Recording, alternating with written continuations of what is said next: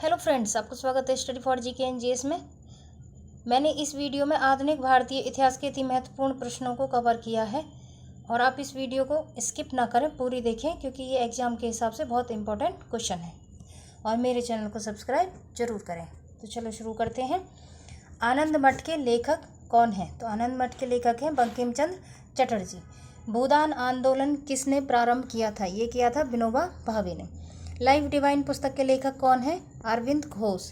बंगाल की Asiatic society जो कि 1784 में स्थापित हुई थी, इसके प्रवर्तक कौन थे? ये थे सर विलियम जोन्स। अगला क्वेश्चन है, भारत की संविधान सभा किसके अनुसार गठित की गई थी? तो भारत की संविधान सभा कैबिनेट मिशन के आधार पर गठित की गई थी, कैबिनेट मिशन योजना के आधार पर। प्रथम भारतीय नोबेल पुरस्कार विजेता थे? तो प्रथम भारतीय नोबेल पुरस्कार विजेता कौन थे? ये थे रविन्द्रनाथ टैगोर। हमारा राष्ट्रीय गीत वंदे मातरम कहाँ से संकलित है? तो ये है आनंद मठ से और आनंद मठ के लेखक हैं बंकिम चंद्र चटर्जी। भारत का राष्ट्रीय पंचांग किस संवत पर आधारित है? तो ये है शक संवत पर। दिल्ली में केंद्रीय सचिवालय के उत्तरी और दक्षिणी खंडों का वास्तुविद कौन था? ये था एडवर्ड लुटियंस। अगला क्वेश्चन है, भारत की शासन व्यवस्था में पहली बार प्रतिनिधि एवं लोकप्रिय तत्वों को समाविष्ट करने का प्रयास किस माध्यम से किया गया था? ये किया गया था 1892 का भारतीय परिषद अधिनियम के माध्यम से। अगला क्वेश्चन है, किस गवर्नर के कार्यकाल के दौरान 1921 में कलकत्ता में विक्टोरिया मेमोरियल हॉल का निर्माण कार्य पूरा हुआ? ये हुआ था रीडिंग के काल में। नई दिल्ली शहर के रूपांकन में कौन शामिल था? ये थे एडवर्ड लुटियंस और एडवर्ड बेकर और एफएस ग्राउसे और एकक। अगला क्वेश्चन है, किसने 1898 ईस्वी में बनारस में सेंट्रल हिंदू कॉलेज स्थापित किया था, जो कि बाद में बनारस हिंदू विश्वविद्यालय का केंद्र बन गया? ये किया था एनी बेसेंट ने। सर्वप्रथम भारत के राष्ट्रीय ध्वज का डिजाइन किसने तैयार किया था? तो भारत के राष्ट्रीय ध्वज का डिजाइन तैयार किया था मैडम भीगाजी कामा ने, सर्वप्रथम। अगला क्वेश्चन है, देवदास उपन्यास के रचनाकार हैं?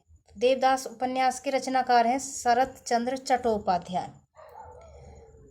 चित्रा उपन्यास के लेखक द्वारा लिखा गया है। चित्रा उपन्यास किसके द्वारा लिखा गया है? तो ये लिखा गया है रविन्द्रनाथ टैगोर के द्वारा। प्रेम पचीसी के रचनाकार हैं? प्रेम पचीसी के रचनाकार हैं प्रेमचंद्र।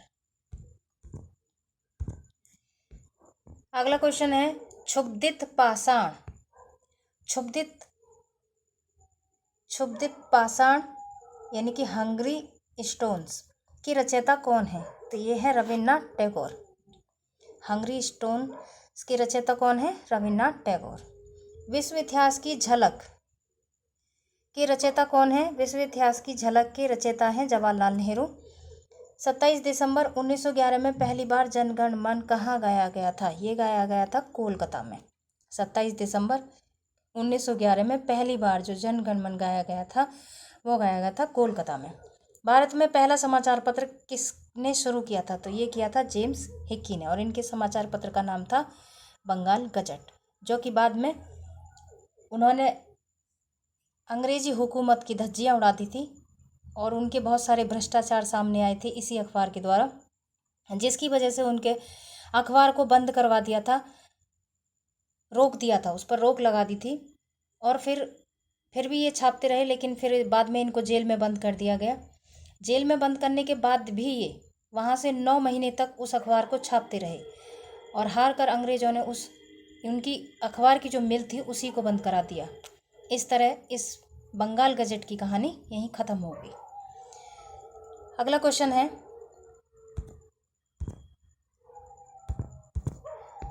है, द व्हील्स ऑफ हिस्ट्री नामक पुस्तक के लेखक कौन थे? तो द व्हील्स ऑफ हिस्ट्री नामक पुस्तक के लेखक थे राम मनोहर लोहिया।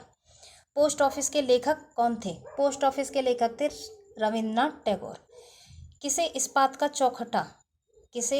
का चौखटा की संज्ञा दी जाती है? ये दी जाती है भारतीय नागरिक सेवा को, यानी कि ICS को। गोदाम के रचनाकार कौन है? ये हैं मुंशी प्रेमचंद। गोदाम के रचनाकार हैं प्रेमचंद। भारती के रचयिता हैं मैथिली शरण गुप्त। सैडलर आयोग का संबंध किससे था? ये था शिक्षा से। ब्रिटिश ने भारत में प्रांतीय स्वायत्तता कब से लागू कर दिया था? ये कर दिया था भारत सरकार अधिनियम 1935 से। भारत सरकार अधिनियम 1935 से ब्रिटिश ने भारत में प्रांतीय स्वायत्तता लागू कर दिया था। भारत में सिविल सेवकों का सूत्रपात किसने किया? भारत में सिविल सेवकों का सूत्रपात लॉर्ड कॉर्नवालिस ने किया। अमृत बाजार पत्रिका की स्थापना किसने की? ये की थी शिरीष कुमार घोष ने। अमृत बाजार पत्रिका किसकी है? शिरीष कुमार घोष की। अगला क्वेश्चन है, झंडा गीत किसने लिखा है? झंडा गीत लिखा है श्यामलाल गुप्ता पार्षद ने। नागरिक सेवाओं के लिए प्रतियोगी परीक्षा प्रणाली को सिद्धांततः स्वीकार किया गया। ये किया गया था 1853 में। किस अधिनियम के तहत लॉर्ड कॉर्नवालिस को अपनी काउंसिल के फैसलों को रद्द करने का अधिकार मिला था? ये मिला था 1786 के एक्ट के तहत। उपन्यास दुर्गेश नंदिनी के लेखक कौन थे? तो ये दुर्गेश नंदिनी के लेखक हैं बंकिम चंद्र चटर्जी। चौरा चौरी कांड के कारण असहयोग आंदोलन कब वापस लिया गया? तो ये लिया गया था 1922 में।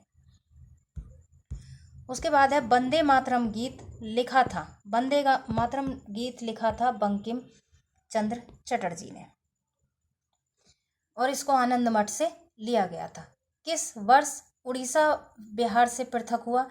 ये हुआ था 1936 में। 1936 में उड़ीसा बिहार से पृथक हुआ। अगला क्वेश्चन है, 1878 का बर्नार-कोलर प्रेस एक्ट किसने रद्द किया? तो बर्नार-कोलर प्रेस एक्ट किया लॉर्ड रिपन ने। लॉर्ड रिपन ने इसको रद्द किया था। अगला क्वेश्चन है, अमेरिका में फ्री हिंदुस्तान अखबार किसने शुरू किया था? अमेरिका में फ्री हिंदुस्तान अखबार तारकनाथ दास ने शुरू किया था।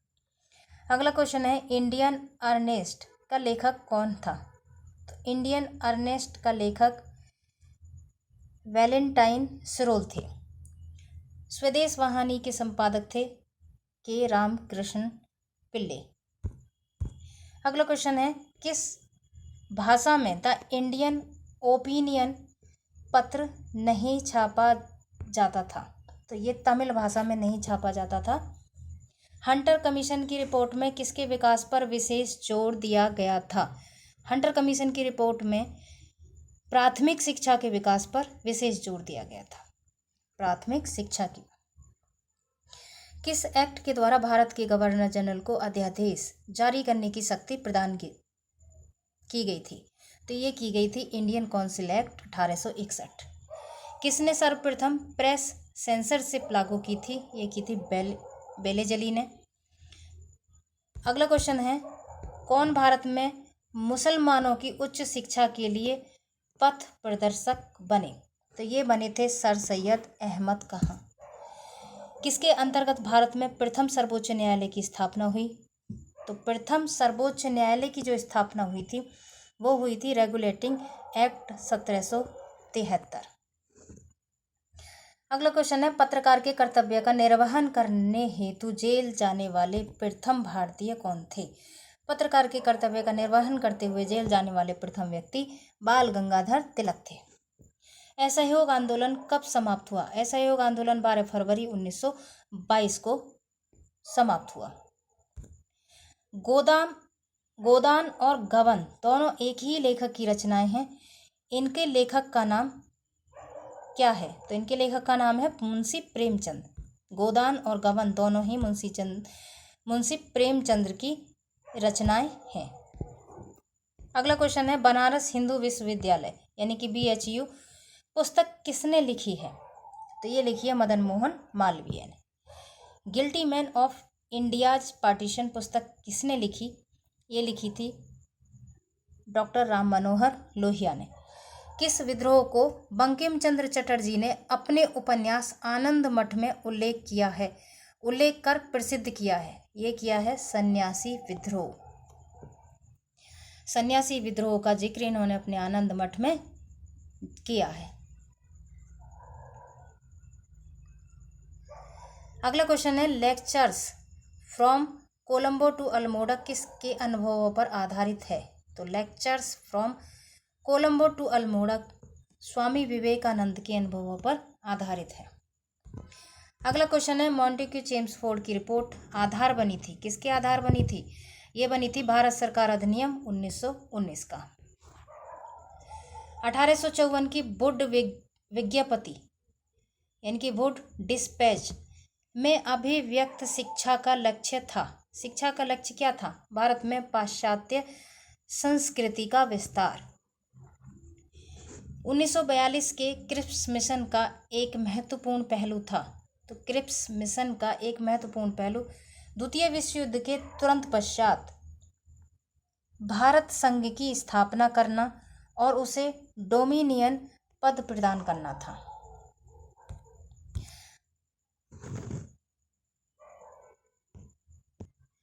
अगला क्वेश्चन है, 1935 के भारत अधिनियम यानी कि इंडिया एक्ट द्वारा प्रस्तावित फेडरल यूनियन में राजसी प्रांतों को शामिल करने के पीछे अंग्रेजों को असली मंशा क्या थी? अंग्रेजों की असली मंशा क्या थी?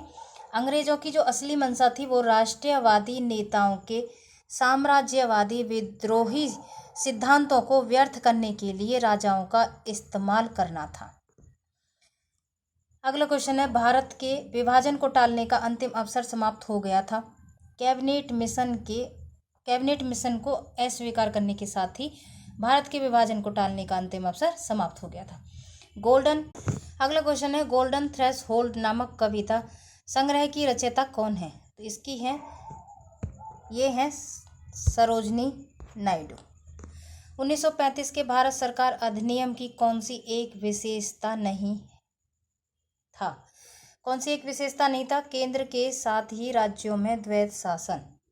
केंद्र के साथ ही राज्यों में द्वैत शासन की विशेषता नहीं थी। अगला क्वेश्चन है, भारत में ब्रिटेन के सभी संवैधानिक प्रयोगों में सबसे कम समय तक चला। तो ये चला था 1909 का इंडियन काउंसिल एक्ट। अगला क्वेश्चन है, इसका प्रस्ताव मई में आया। इसमें अभी भी भारत को विभाजन मुक्त रखने की आकांक्षा थी, जिसका ब्रिटिश प्रांतों से मिलकर बने एक संघीय राज्य का स्वरूप होना था। उपयुक्त उदाहरण का संबंध किससे था? तो ये संबंध था इसका कैबिनेट मिशन से। कैबिनेट मिशन से इसका संबंध था। अगला क्वेश्चन है, उस समय जब नेपोलियन की शक्ति के सामने यूरोप में साम्राज्य धराशायी हो रहे थे, किस एक गवर्नर जनरल ने भारत में ब्रिटिश पताका फहरा रखी थी? तो उस समय ब्रिटिश पताका फहरा रखी थी लॉर्ड हेस्टिंग्स ने। अगला क्वेश्चन है, कांग्रेस के नेताओं में से कौन कैबिनेट मिशन योजना के पक्ष में पूरी तरह से था? तो कैबिनेट मिशन योजना में के पक्ष में पूरी तरह से सरदार वल्लभ भाई पटेल थे।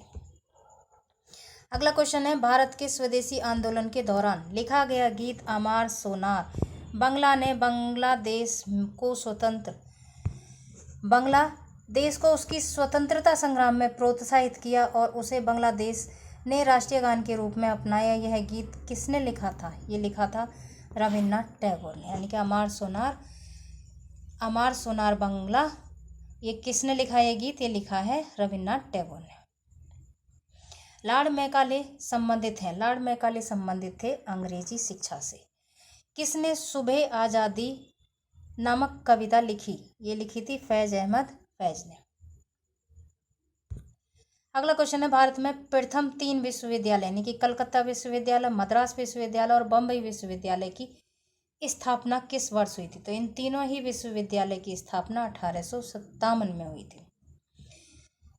किसने सोम प्रकाश नामक समाचार पत्र शुरू किया? तो ये किया था ईश्वरचंद विद्यासागर ने। ईश्वरचंद विद्यासागर ने शुरू किया था। ईश्वरचंद विद्यासागर। अगला क्वेश्चन है, किस अधिनियम ने भारतीयों को अपने देश के प्रशासन में कुछ हिस्सा लेना संभव बनाया था? तो ये बनाया था Indian council act 1861। Indian council act 1861 में भारतवासियों को अपने देश के प्रशासन में कुछ हिस्सा लेना संभव बनाया था। इस तरह ये हमारा मतलब क्वेश्चन यहीं समाप्त होते हैं। आप इसे पूरा देखें, ये आपके एग्ज़ाम में बहुत हेल्प करेंगे। और मेरे चैनल को सब्सक्राइब करना ना भूलें। Okay, thank you.